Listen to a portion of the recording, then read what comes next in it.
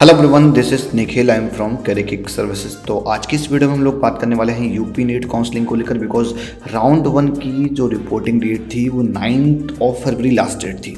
अब पूरा प्रोसेस खत्म हो चुका है, लेकिन बहुत सारे लोग अभी भी वेटिंग पे होंगे यार, इंतज़ार कर रहे होंगे। जिनका 1-2 नंबर से रह गया होगा, जिनको गवर्नमेंट कॉलेज मिल सकता था उनको नहीं मिल पाया, तो उनको ऐसा लग रहा होगा कि सर मेरे को सेकेंड राउंड पे जौनपुर प्रतापगढ़ ही मिल जाए, मैं वही ले लूँगा, मेरे को कोई दिक्कत नहीं। मिर्ज़ापुर, आजमगढ़, गाजीपुर कुछ तो मिल जाए, फतेहपुर ही मिल जाए, हरदोई मिल जाए। तो उन सभी के लिए वीडियो में लेके आया हूँ। कुछ लोग प्राइवेट वाले ऐसे स्टूडेंट होंगे जिनकी अलॉटमेंट रह गई है due to less number of choice filling, कम चॉइस फिलिंग करने की वजह से अलॉटमेंट रह गई है। या कुछ लोग ऐसे भी होंगे जिन्होंने यूपी से विड्रॉ कर दिया होगा, जिनकी कर्नाटक में चॉइस फिलिंग आ गई होगी, जिनकी एमसीसी की काउंसलिंग में चॉइस फिलिंग आ गई होगी। तो थोड़ा सा आपको एमबीबीएस का सिनेरियो और स्टेटस समझना पड़ेगा कि अभी करंटली क्या चल रहा है। सबसे पहले जो स्टेट काउंसलिंग का हमको दिया गया था, मैं स्टेट काउंसलिंग का आपको स्टेटस एक बार दिखा देता हूँ कि क्या चल रहा है। स्टेट काउंसलिंग में 9 जनवरी को ये पूरा आया हुआ है लास्ट में।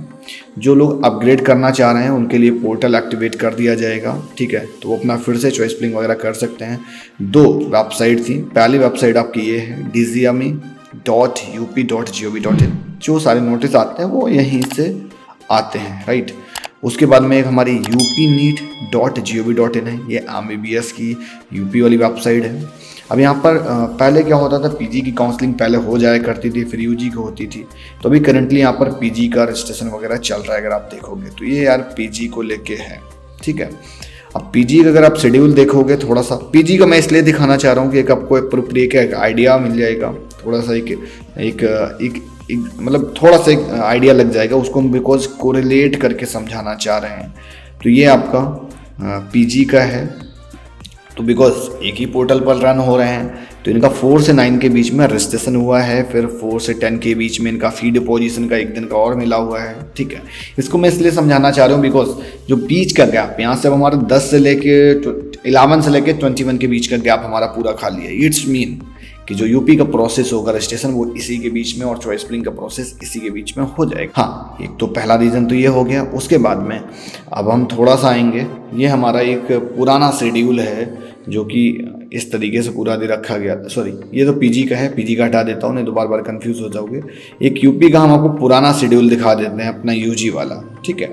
तो यूजी का अगर शेड्यूल आप देखोगे तो वो शेड्यूल कुछ ऐसा था जो कि 5 फरवरी तक हमारी रिपोर्टिंग थी, जो कि 9 होके एक्सटेंड होके हो गई है। हाँ, अभी हम लोग एक रिफंड पॉलिसी हम आपको दिखाने जा रहे हैं यहाँ पे, है ना, जो कि आपको एक यूजी ब्राउज़र में दे रखी है। आई थिंक वो लोग आप देखोगे तो आपको प्रॉपर समझ में आ जाएगी। तो ये यूजी नीट काउंसलिंग का ब्राउज़र है, मतलब ब्रोशर है, ठीक है ना। इसी ब्रोशर के बिहाफ पर सारा प्रोसेस हो रहा है। इसमें ये कुछ डेट्स थी, अब हम आ जाते हैं बिकॉज राउंड 2 की डेट्स नहीं दे रखी थी, वो कब होगा मेन चीज़ हमारे मन में क्वेश्चन यही आ रहा है। और हमको मिलेगा कि नहीं मिलेगा यार सेकंड राउंड में। देखो, यूपी एमबीबीएस वालों को कोई दिक्कत वाली बात नहीं, थोड़ा सा वेट करें, आगे पार्टिसिपेट करें, मॉपअप तक जाएं। हाँ, जिनका बजट को लेकर इससे नहीं है तो वो लोग अपना सराउंडिंग स्टेट में मूव ऑन कर सकते हैं प्राइवेट के लिए। जिनका बजट को लेकर इससे है तो वो लोग थोड़ा सा थिंक आउट करें कि उनको माइनॉरिटी वाले कॉलेज ऑप्शन में रखने हैं कि नहीं रखने हैं। उनका भी फीस स्ट्रक्चर मैं आपको अभी दिखा दूंगा। हाँ, लेकिन यहाँ पर जो उन्होंने एक दिखाया हुआ था कि रिफंडेबल पॉलिसी क्या क्या रहेगी, ठीक है ना। रिफंड किस डेट से किस डेट के बीच में आप दे सकते हो। हाँ, ये देख सकते हो आप यहाँ पे, इन्होंने यहाँ पर रिफंडेबल पॉलिसी के लिए दे रखा है जो 2 लाख रुपीज़ का। यदि कोई अभ्यर्थी प्रथम काउंसलिंग से आवंटित होकर प्रवेश में किसी भी मेडिकल कॉलेज की सीट्स पर प्रवेश प्राप्त कर लेता है, इट्स मीन की फर्स्ट राउंड में से कोई ले लेता है। पश्चात अभ्यर्थी ऑल इंडिया कोटा या किसी अन्य काउंसलिंग के माध्यम से किसी भी सीट पर आवंटित करता है, इट्स मीन कि उसकी एक स्टेट में भी अलॉटमेंट आ जाती है और एक उसकी अदर स्टेट में या ऑल इंडिया कोटे में कहीं पर भी अगर अलॉटमेंट आती है और वह प्रदेश की प्रथम काउंसलिंग में प्रवेशित सीट में सत्यापन देना चाहता है, इट्स मीन कि जिसने रिपोर्टिंग कर ली होगी, अगर वो त्याग पत्र देना चाह रहा है, अगर वो सीट से रेजिग्नेशन देना चाह रहा है, तो त्याग पत्र के समय किसी अन्य काउंसलिंग के आवंटन का प्रमाण पत्र प्रस्तुत करना अनिवार्य होगा। इट्स मीन कि अगर आपके पास कोई दूसरी अलॉटमेंट आई होगी तो वो आपको शो करानी पड़ेगी। तो ऐसे अभ्यर्थियों द्वितीय काउंसलिंग की चॉइस फिलिंग से 2 दिन पहले, द्वितीय काउंसलिंग का जो चॉइस फिलिंग होगा उससे 2 दिन पहले, यदि मतलब 2 दिन पहले उसको रेजिग्नेशन देना पड़ेगा, ठीक है ना। तो द्वितीय चक्र की काउंसलिंग की चॉइस फिलिंग 15 से आरंभ है। तो यार सेकेंड राउंड की चॉइस फिलिंग जो है 15 से है। इट्स मीन कि जो नए रजिस्ट्रेशन होंगे तो उनके लिए डेट वगैरह अनाउंस की जाएगी। जिन्होंने ऑलरेडी रजिस्टर कर रखा है उनका अभी डायरेक्टली यहाँ पर सीधा का सीधा चॉइस फिलिंग होगा। अगर रजिस्ट्रेशन डेट ओपन भी होगा तो 11 से 13 के बीच में ओपन हो जाएगा। हो सकता है 11 से आपके 15 भी हो जाए, कुछ टाइम आपको दिया जाए, तो वो थोड़ी सी इंडिपेंडेंट है, वो भी डेट आ जाएंगी। तो अभ्यर्थी 12 को सेम 4 बजे के पूर्व अपनी सीट का सत्यापन दे सकता है। अब इस टाइम से पहले वो अपना सत्यापन दे सकता है। ऐसी स्थिति में अभ्यर्थी द्वारा जमा की गई सिक्योरिटी धनराशि तथा संपूर्ण जो उसने कंप्लीट जो फीस वगैरह जो सिक्योरिटी अमाउंट वगैरह डिपॉजिट की होगी, जो बाकी उसने और भी जो फीस पे की हुई होगी, ठीक है ना, तो उसके लिए यहाँ पर मेंशन किया गया है। जो उसने सिक्योरिटी अमाउंट डिपॉजिट की गई होगी, ठीक है, तो उसमें 2 कंडीशन दे रखी हैं। अगर वो राजकीय क्या होगा तो उसका 10% राजकीय क्षेत्र के मेडिकल कॉलेजों में प्रवेश अभ्यर्थियों की जमा शुल्क उसमें से 10% जो सिक्योरिटी अमाउंट होगा 10% कट जाएगा, ठीक है। और जो निजी क्षेत्र वाले होंगे उसमें भी 10% कटेगा, जो कि सिक्योरिटी अमाउंट में से कटेगा। उन्होंने रिमेनिंग जो फीस पे की होगी वो उनको रिटर्न कर दी जाएगी, ठीक है। तो यहाँ से एक चीज़ क्लियर हो गई कि जो हमारी चॉइस फिलिंग होगी वो हमारी 15 से स्टार्ट हो रही है सेकेंड राउंड की। अब अगर आप सेकेंड राउंड में अगर आप प्राइवेट कॉलेज के लिए प्लान कर रहे हो तो गवर्नमेंट वालों को तो क्लियर हो गया यार, 1-2 नंबर से रह जा रहा तो उनको होप रखनी चाहिए, अदरवाइज उनको कहीं ना कहीं की तैयारी अपना शुरू कर देनी चाहिए 2022 नीट की, ठीक है।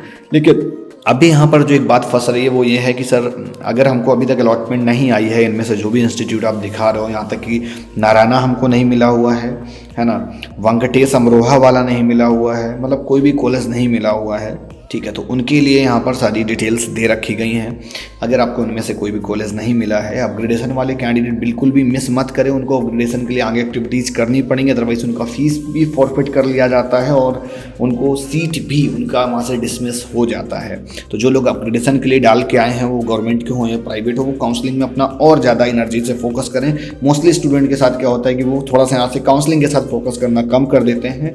और एक रिक्वेस्ट और है, जो बच्चे ने हमारे यहाँ से पेड काउंसलिंग सर्विसेज ले रखी है, जिनके अलॉटमेंट में अपग्रेडेशन प्रोसेस के लिए जा रहे हैं, जो लोग अपग्रेड करेंगे, तो वो हमारी टीम से जरूर एक बार कंसल्ट कर लें कि उनको आगे के लिए क्या एक्टिविटी करनी है। सिंपली क्या है कि जो ऑलरेडी फीस वगैरह अपना सबमिट कर चुके हैं उसके बाद चॉइस फिलिंग करेंगे, तो चॉइस फिलिंग में थोड़ा सा आपको विचार ये करना पड़ेगा कि आपको माइनॉरिटी के कॉलेज रखने कि नहीं रखने हैं। अगर आपका कुछ 300 अबव है कॉलेज तो कुछ आपको नीचे के कॉलेज रखने पड़ेंगे और बहुत ही जल्द वैकेंट सीट भी आपका डिस्प्ले कर दिया जाएगा, तो उससे आपकी सारी चीज़ें क्लियर हो जाएंगी। तो वीडियो आज की यहीं तक, और इसी तरीके से वीडियो अपडेट्स पाने के लिए चैनल को सब्सक्राइब करिए। वीडियो पसंद आई तो लाइक करिएगा। मिलता हूँ नेक्स्ट वीडियो में फिर किसी नई जानकारी, किसी नया अपडेट, किसी नया डेटा रिसर्च के साथ में। अगर आप माइनॉरिटी के कॉलेज का अगर फीस स्ट्रक्चर जानना चाह रहे हैं तो सिंपली आपको इस वेबसाइट पे जाके आपको देखना पड़ेगा।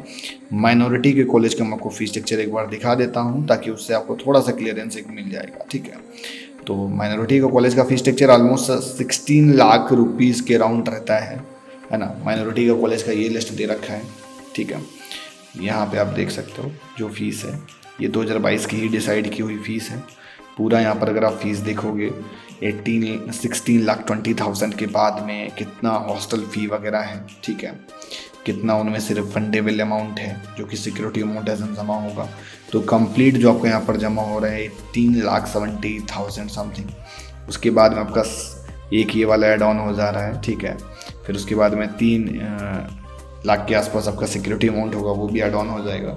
फिर तो इनमें से डिपेंड ये करता है कि आप का 2 सीटर ले रहे हो। ये जो है हॉस्टल फैसिलिटीज़ हैं, मतलब हॉस्टल के लिए है। एक जो भी अमाउंट आप देखोगे तो ये आपका हो जाएगा, और सब में 3-3 लाख रुपए यार जोड़ देना, ठीक है ना, क्योंकि वो भी आपको अमाउंट आपको वन टाइम पे करना होगा। यहाँ पर भी देखो फीस दे रखी है, तो ऑलमोस्ट यार वही 3 से 4 लाख रुपए का फ़र्क आपको पर ईयर में देखने को मिल जाएगा। ये है आपका इरा का, तो जो इरा इंस्टीट्यूट है उसका भी 20,60,000 के आसपास आ जा रहा है, ठीक है। इरा के बाद इंटीग्रल है 20,50,000 के आसपास, 17 लाख रुपए फीस है। 16,50,000 के आसपास फीस है, ठीक है। तो इस तरीके से हर एक इंस्टीट्यूट का ऑलमोस्ट 16 लाख रुपए के ऊपर फीस निकल जाता है। तो मैंने आपको सारी की सारी फीस यहाँ से दिखा दी है। मिलता हूँ नेक्स्ट वीडियो में, बाय बाय, सी यू। और जो भी आपको डाउट्स क्वेरीज हो तो एक कॉन्टैक्ट नंबर जो डिस्क्रिप्शन पर आ रहा है उस पर आप एक बार डिस्कस करके कंसल्ट कर सकते हैं कि आपके लिए क्या बेस्ट ऑप्शन, क्या बेस्ट अपॉर्चुनिटीज हो सकती हैं। Bye bye.